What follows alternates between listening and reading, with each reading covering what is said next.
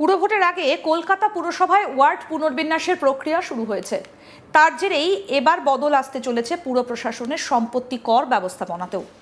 কলকাতা পুরসভা সূত্রের খবর, আগামী অর্থবর্ষ শুরুর আগেই কলকাতা পুরসভা এলাকার প্রায় 9 লক্ষ সম্পত্তি করদাতার নতুন অ্যাসেসি নাম্বার তৈরি করা হতে পারে। ওয়ার্ডের সীমানা বদলের সঙ্গে সামঞ্জস্য রেখেই এই নম্বর পরিবর্তনের সিদ্ধান্ত নেওয়া হয়েছে। প্রসঙ্গত বলি, কলকাতা পুরসভায় বর্তমানে 144টা ওয়ার্ড রয়েছে। পুনর্বিন্যাসের পরে তা বেড়ে 209টা হবার প্রস্তাব রয়েছে। ইতিমধ্যেই নতুন ওয়ার্ডের খসড়া প্রকাশ করা হয়েছে। সেখানে নাগরিকদের আপত্তি এবং পরামর্শ জানানোর সুযোগ দেওয়া হয়েছে। পুনর্বিন্যাসের ফলে বহু বাসিন্দার ওয়ার্ড বদলে যাবে। তৈরি হবে 65টা নতুন ওয়ার্ড। স্বাভাবিকভাবেই সংশ্লিষ্ট করদাতাদের সম্পত্তির কর শনাক্তকরণ নম্বরেও পরিবর্তন আনতে হবে।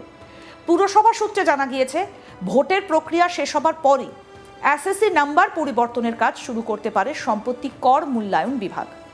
ইতিমধ্যেই চলতি অর্থবর্ষের সম্পত্তি করের বিল তৈরি হয়ে যাওয়ায় এখনই এই পরিবর্তন সম্ভব নয়। আগামী অর্থবর্ষে নতুন অ্যাসেসি নাম্বার অনুযায়ী সম্পত্তি করের বিল তৈরি এবং কর সংগ্রহের পরিকল্পনা রয়েছে পুরসভার। আমাদের প্রতিনিধি রাহি হালদার কি প্রতিবেদন তুলে ধরেছেন, আসুন শোনাই আপনাদের। যে ওয়ার্ড সংখ্যা, সেই ওয়ার্ড সংখ্যার পুনর্বিন্যাস করার প্রক্রিয়ার যে কাজ, সেই প্রক্রিয়ার কাজ ইতিমধ্যেই শুরু হয়েছে। মোট 144টি কলকাতার যে ওয়ার্ড ছিল, সেই ওয়ার্ড বেড়ে দাঁড়াতে চলেছে প্রায় 209টি ওয়ার্ড হতে চলেছে। তবে এই ওয়ার্ড পুনর্বিন্যাসের মধ্যখানেই যেটা একবারে নতুন এক দুশ্চিন্তা যেটা কলকাতার শহরবাসীদের মাথাচাড়া দিয়েছে, তা হচ্ছে এই ওয়ার্ড পুনর্বিন্যাসের সঙ্গে সঙ্গেই সম্পত্তির যে খতিয়ান নম্বর সেটাও কিন্তু বদলে যেতে পারে। এবং ইতিমধ্যেই প্রায় 9 লক্ষ কলকাতার যারা করদাতা রয়েছেন তাদের যে অ্যাসেসি নাম্বার, সেই নাম্বারের পরিবর্তনের কাজও কিন্তু ইতিমধ্যেই শুরু হয়ে গিয়েছে। এবং এই মুহূর্তে আমি দাঁড়িয়ে রয়েছে একবারে কলকাতার পুরসভা, সেই কলকাতা পুরসভার সামনে। এবং এখানেই কিন্তু একেবারে যে কর ডিপার্টমেন্ট রয়েছে সেখানেই কিন্তু ইতিমধ্যে কিন্তু তুমুল ব্যস্ততা। কারণ হচ্ছে যে পুরো কর যেটা রয়েছে, সেই পুরো করের জন্য যে অ্যাসেসি নাম্বার, সেই অ্যাসেসি নাম্বারও কিন্তু নতুন করে সংযোজন করতে হবে এবং সেই সংযোজনের কাজও কিন্তু শুরু হয়ে গিয়েছে ইতিমধ্যেই।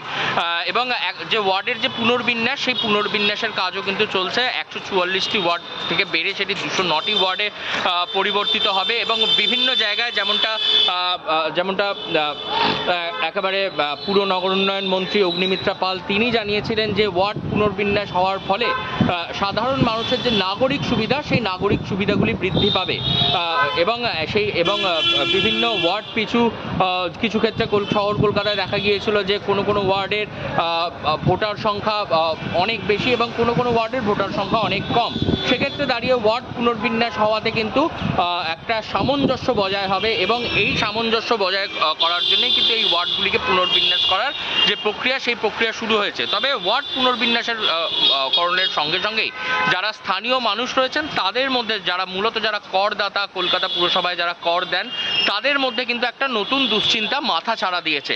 সেই দুশ্চিন্তা হচ্ছে, তাহলে নতুন অ্যাসেসি নাম্বার বা নতুন সম্পত্তির যে খতিয়ান নাম্বার হবে, তাতে কি তাদের কোনোভাবে কর বা রাজস্ব যেটা দিতে হতো সেটা কি কোনোভাবে বেড়ে যাবে?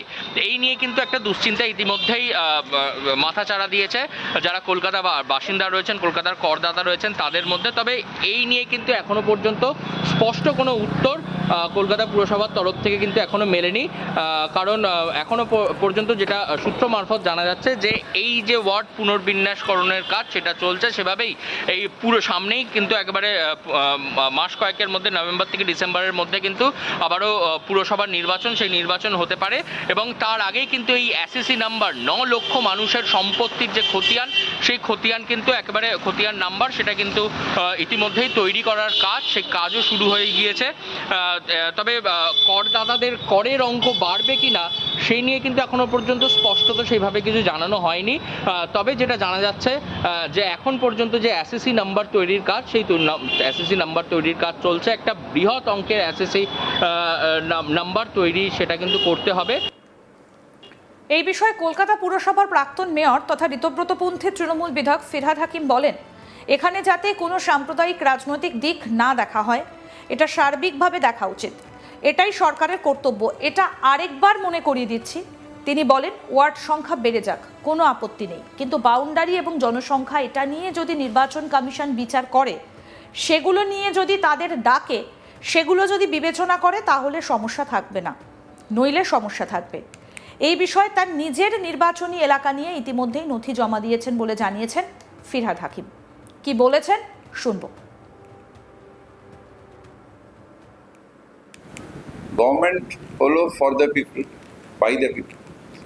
সুতরাং এখানে যাতে কোনো সাম্প্রদায়িক, কোনো পলিটিক্যাল অ্যাঙ্গেল এগুলো যাতে না দেখা হয়, এটা ইন জেনারেলাইজ করা উচিত। এটাই সরকারের কর্তব্য, সেটা আরেকবার মনে করিয়ে দিচ্ছি।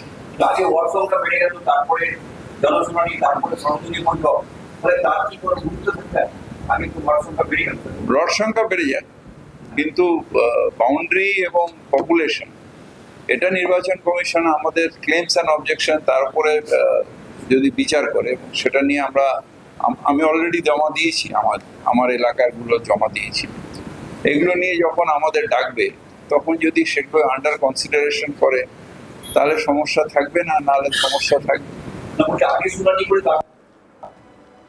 পুরভোটের আগে কলকাতা পুরসভায় ওয়ার্ড পুনর্বিন্যাসের প্রক্রিয়া শুরু হয়েছে, আর তার জেরেই এবার বদল আসতে চলেছে পুর প্রশাসনের সম্পত্তি কর ব্যবস্থাপনাতেও। কলকাতা পুরসভা সূত্রে খবর, আগামী অর্থবর্ষ শুরুর আগেই কলকাতা পুরসভা এলাকার প্রায় 9 লক্ষ সম্পত্তি করদাতার নতুন অ্যাসেসি নাম্বার তৈরি করা হতে পারে। ওয়ার্ডের সীমানা বদলের সঙ্গে সামঞ্জস্য রেখেই এই নম্বর পরিবর্তনের সিদ্ধান্ত নেওয়া হয়েছে। প্রসঙ্গত বলি, কলকাতা পুরসভায় বর্তমানে 144টা ওয়ার্ড রয়েছে, আর পুনর্বিন্যাসের পরে তা বেড়ে 209টা হবার প্রস্তাবও রয়েছে। ইতিমধ্যেই নতুন ওয়ার্ডের খসড়া প্রকাশ করা হয়েছে, সেখানে নাগরিকদের আপত্তি এবং পরামর্শ জানানোর সুযোগ দেওয়া হয়েছে। পুনর্বিন্যাসের ফলে বহু বাসিন্দার ওয়ার্ড বদলে যাবে, তৈরি হবে 65টা নতুন ওয়ার্ড। স্বাভাবিকভাবেই সংশ্লিষ্ট করদাতাদের সম্পত্তির কর শনাক্তকরণ নম্বরেও পরিবর্তন আনতে হবে। পুরসভার সূত্রে জানা গিয়েছে, ভোটের প্রক্রিয়া শেষ হবার পরই অ্যাসেসি নাম্বার পরিবর্তনের কাজ শুরু করতে পারে সম্পত্তি কর মূল্যায়ন বিভাগ। ইতিমধ্যেই চলতি অর্থবর্ষে সম্পত্তি করের বিল তৈরি হয়ে যাওয়া এখনই এই পরিবর্তন সম্ভব নয়। আগামী অর্থবর্ষে নতুন অ্যাসেসি নাম্বার অনুযায়ী সম্পত্তি করের বিল তৈরি করা এবং কর সংগ্রহ পরিকল্পনা করা হয়েছে। এই বিষয়ে কলকাতা পুরসভার প্রাক্তন মেয়র তথা ঋতব্রতপন্থী তৃণমূল বিধায়ক ফিরহাদ হাকিম বলেন, এখানে যাতে কোনো সাম্প্রদায়িক রাজনৈতিক দিক না দেখা যায়, এটা সার্বিকভাবে দেখা উচিত, এটাই সরকারের কর্তব্য। এটা আরেকবার মনে করিয়ে দিচ্ছি। তিনি বলেন, ওয়ার্ড সংখ্যা বেড়ে যাক, কোনো আপত্তি নেই, কিন্তু বাউন্ডারি এবং জনসংখ্যা এটা নিয়ে যদি নির্বাচন কমিশন বিচার করে, সেগুলো নিয়ে যদি তাদের ডাকে, সেগুলো যদি বিবেচনা করে, তাহলে সমস্যা থাকবে না। আরও আপডেট পেতে দেখতে থাকুন আজ তাক বাংলা, সাবস্ক্রাইব করুন।